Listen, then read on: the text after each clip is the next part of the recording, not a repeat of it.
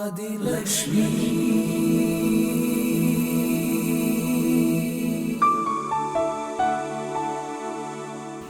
visualize this right at the beginning of it all. There is a young founder in Bangalore.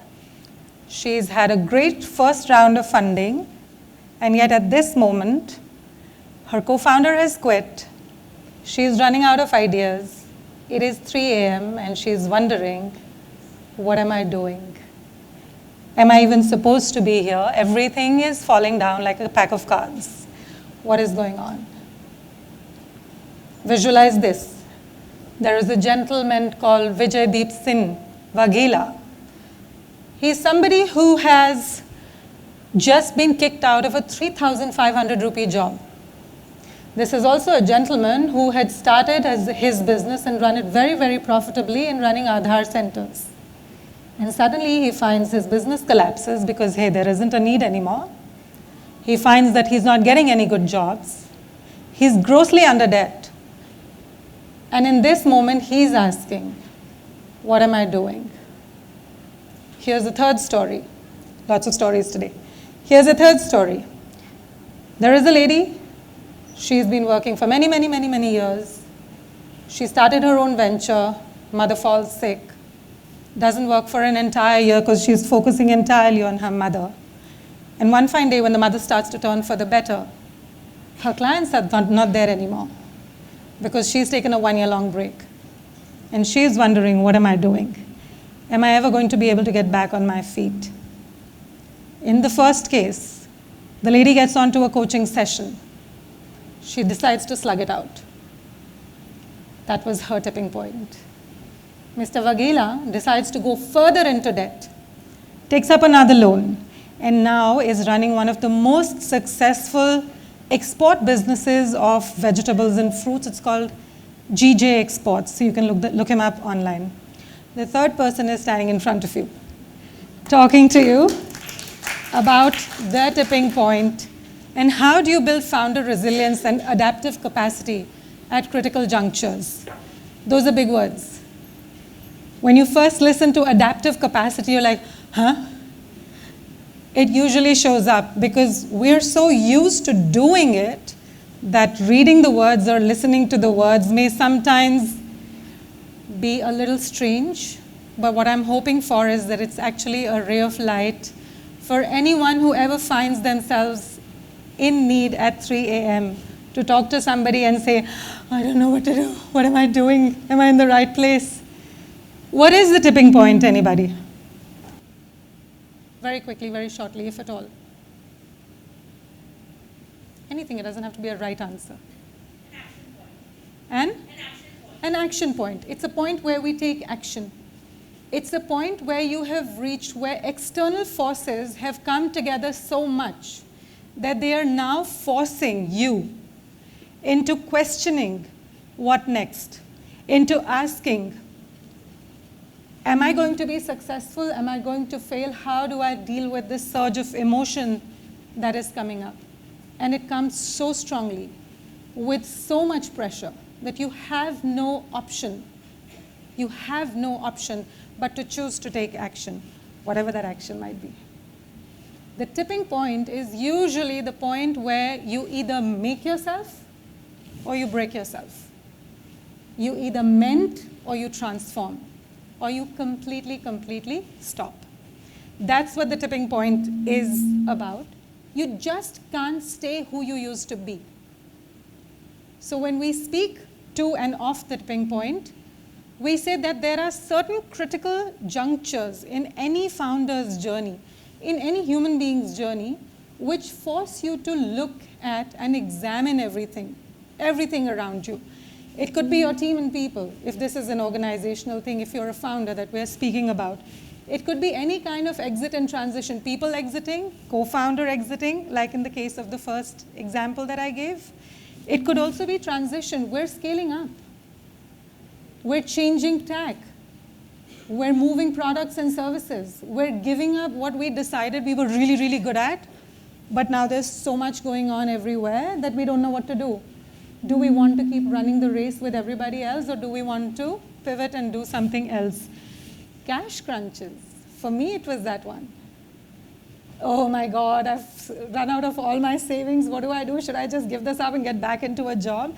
By the way, I must tell you that I did do that in 2015. I had quit my job in 2010, and it's a really funny story. How many of you know about the Mayan calendar? Let's see a raise of hands. So the Mayan calendar, for those of you who don't know, spoke about the world was coming to an end in 2012 because that big wheel that they had of the calendar ended at 2012. None of us thought that, oh, they could have just simply run out of space because, it was a wheel that large. But what did I do? I decided to give up my job. I decided to put all my savings into a really, really high-end camera, bought business class tickets to everywhere on the planet, decided to do a world tour, you name it, and I did it. And then I came back, and sure enough, it was Jan 1, 2013. No money in my bank, no job. I'd given up on my business and everything, and I was like, okay, now what do we do? It's Jan 1, 2013, the world is still spinning. That was my tipping point at that point as well. What do I do next? Then life happened, stories happen, it happens to everyone. We are called upon to make decisions of when to change, what to change, how to change. But change you must. Which is what the people at Paytm found out when they were building such a great business, and then suddenly policy and regulation made them change. They had to pivot again. Similarly, I'll come back to the personal demons and tolls. The stress of scale, your customers and your reputation, all of these are points that do make us ask the question of, is this a point where I need to change tack? Is this a point where my talents, my capabilities are best being used? The personal demons and tolls. How many of you have ever faced what is known as the imposter syndrome? Almost all of us, right? Almost on a daily basis also. Am I good enough? Am I really as good as people think I am? Oh my God, I'm going to bungle up. Oh my God, my legs are shaking, and so on and so on. But it's not just the imposter syndrome. There's so much of that, am I good enough? And then the external forces that are constantly reminding you, nah, you're not as good as you think you are. Right? Happens to the best of us, happens to the worst of us, happens to every single one of us.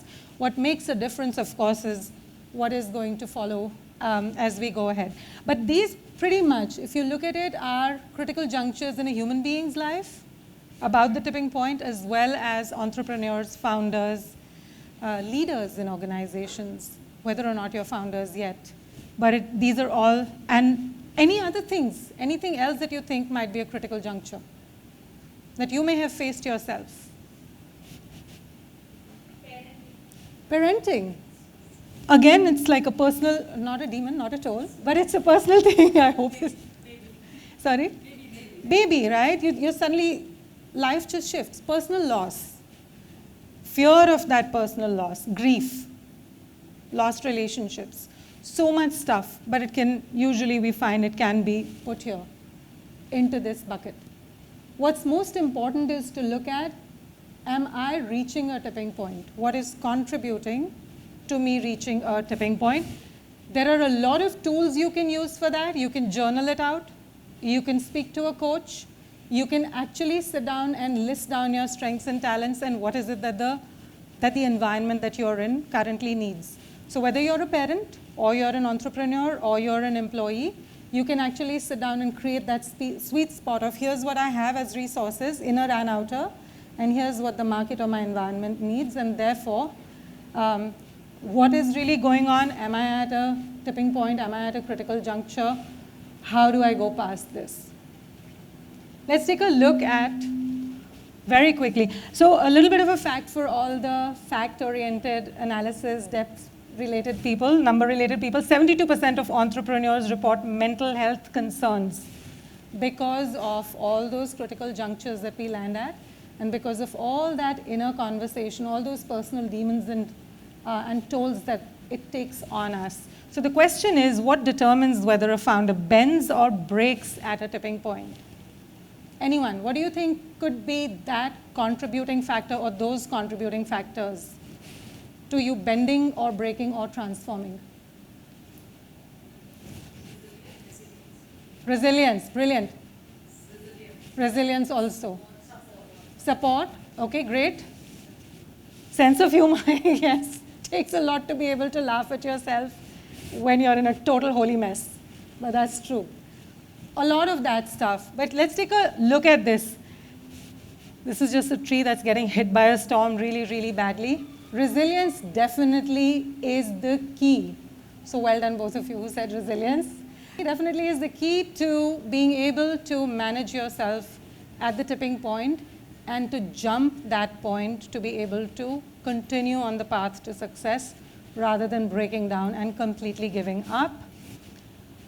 Resilience is actually a dual force. We believe resilience is about my ability to get up and move on. Yes? But there's actually more perspectives to it. For resilience, there is something called the outer capacity, or how you interact with your external world. It's not just about you internally, right? And you're not a silo, you're not an island.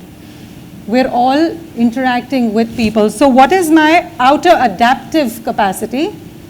And what is my inner emotional capacity? That's the two things that resilience is made up of. If you go deeper into it, outer adaptive capacity is all about the structures, the disciplines, the processes, the behaviors that you display, and so on and so forth. And when you look at your inner emotional capacity, it is all about the resilience, the regulation, the response that you give. Why you respond the way you do.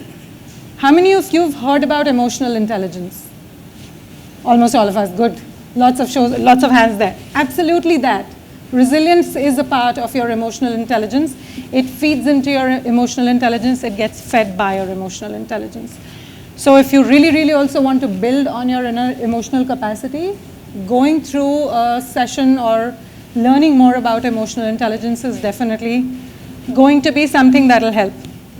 I just want to take a quick example over here, going back to the young lady who, the first example that I took, who went back, decided to slug it out and not lose her or not give up on her dream of her project. She, by the way, is a lady who has this product for Amazon ads. It's called Adam. I'm forgetting the name, pardon me, senior moment. But she is somebody who advises her clients on when to pick up ad space on Amazon such that it maximizes their business and their visibility and so on and so forth. And she was in a state when she came to me, she was in at 3 a.m., mind you. She came to me and she was howling, I don't have even a single client in America. She had 6 over here, but she wanted clients in America. So she was crying about that. Today, her only clientele is in America. Only clientele. She does not have any clients here in India because that's what she chose, that's what she wanted to, and that's where she has gotten. She went through emotional regulation through coaching. She built on her resilience because it's not very easy to get to America and be able to do business over there from India. And she has now a 4-year-old son. So she's done all of this in the past 5 years, managed to raise a child, give him good values, I'm hoping, and the good stuff. And she is, in her own words, kicking up a storm in the US. Resilience, regulation, and response. We'll speak a little bit more about all of these. Adaptive capacity is, there are 5 core capabilities when it comes to it. Sorry if this sounds like a little bit of download over here, but stuff that you may want to build on and build up with. By the way, I know there's a lot of chat that's going on and chatter that's going on about artificial intelligence and people using AI and ChatGPT like Google. Well, if it's helping you, go right ahead and use it. Don't listen to people who are telling you, oh, just don't let it dumb you down, that's all. Don't rely on it for everything, but read up on it. It amalgamates a lot of information and gives it to you in a capsule.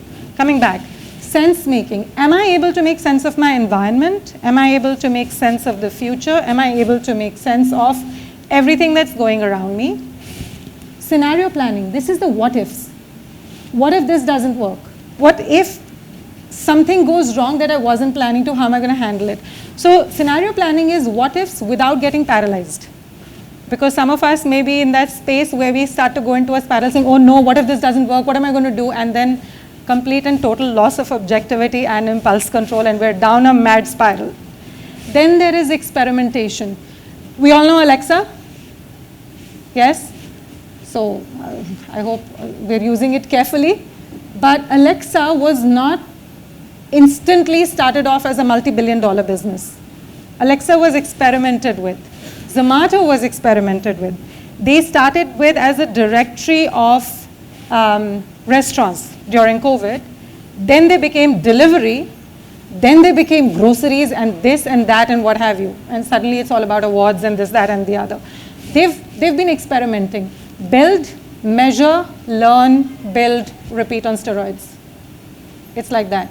That's what experimentation is about. Feedback integration. We all know Netflix? Netflix had released this thing called Quickster. And what they decided to do was they decided to do stuff with DVDs and streaming, and they got such pushback at the time on streaming that they had to go back to their DVDs business originally, and then they slowly and steadily, with the feedback that they were receiving, kept building on the streaming platform, and today we know where Netflix is. Systems thinking, holistic thinking. That's what systems thinking is all about. Your ability to take a step back and say, okay, is Zomato, let's move Zomato out of the way, Swiggy. Is it just about getting things from one point to the other, or do I also need to think about what am I going to do with routes? What am I going to do with petrol hikes? What am I going to do with X, Y, Z? Making sure you have a holistic picture, a systems thinking picture rather than just on the problem at hand. Then comes the inner game. The inner game of you being able to build on your self-awareness, your emotional agility, compassion for yourself and others, recovery rituals, which is essentially going back within you and finding out what's going to pull you further, and connection and support systems. One of you spoke about support when I asked that question originally. What helps us build up? That. Thank you. So it's all about support. Don't think you can do it all alone. Anyone who comes and tells you I'm a self-made person is speaking through their hat. Nobody on this planet is self-made. We all lean on each other. Find your tribe that you can lean on. And of course, so what about that? How do you bring all of this together? We have a very simple framework which we call the Founders Flywheel. I'm happy to share this with you folks. If you see this is a flywheel, there is an outer rim, which is your adaptive capacity, that which interacts with the world outside. Systems, processes, behaviors, communication, so on and so on. There is an inner rim, which is your emotional capacity, your inner world, your emotional intelligence, your ability to be resilient. And then come in the 4 spokes that move this entire thing. We've put it down into 4 steps. You've got pause and sense. Sense making from adaptive capacity. Sit down, identify, take a step back. Don't just keep hurtling and trying to push through the breaks, the bends, the lows. Take a pause, step back, ask the right questions. Where am I going wrong? What needs to be done? Should I be moving ahead in this direction? And so on. Frame and forecast. Frame and reframe your actual problem. Or your rooms. Airbnb.